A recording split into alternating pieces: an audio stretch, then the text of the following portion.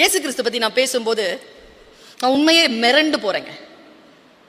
தெய்வமாக இல்லை, 29 வருஷங்க அவர் ஒரு கார்பெண்டருங்க. அவர் ஒரு யூதர். 28 வருஷம்.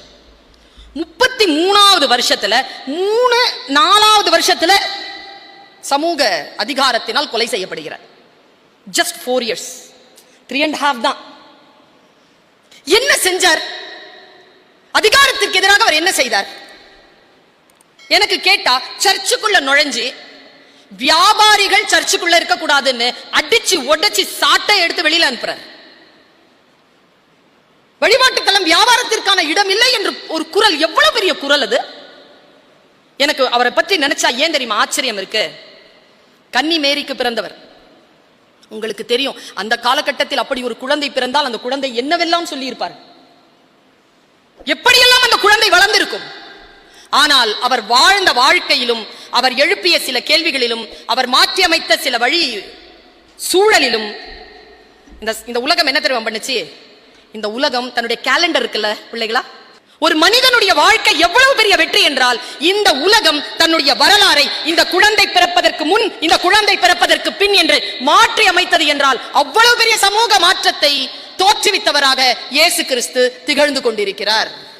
இது ரொம்ப முக்கியமான செய்தி, குழந்தைகள் தெரிந்து கொள்ள வேண்டிய செய்தி.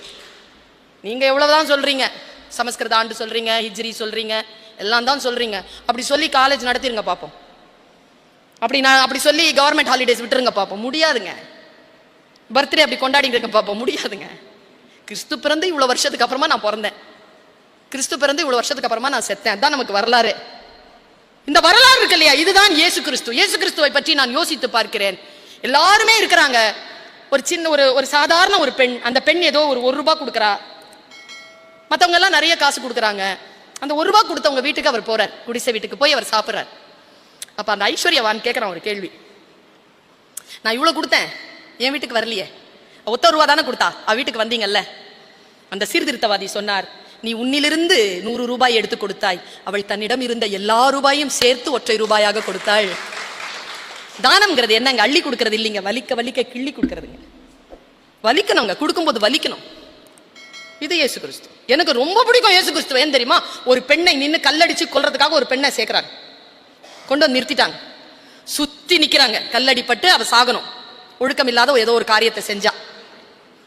மண்ணில் எழுதுறாங்க மனுஷன், எல்லாரும் அவரைதான் பார்த்துட்டு இருக்காங்க.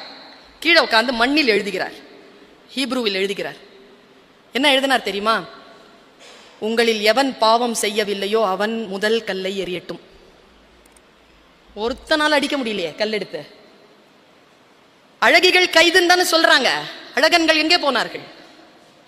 அவர்களை பற்றி எந்த குறிப்பும் இல்லையே. அப்படித்தானே போடுறாங்க.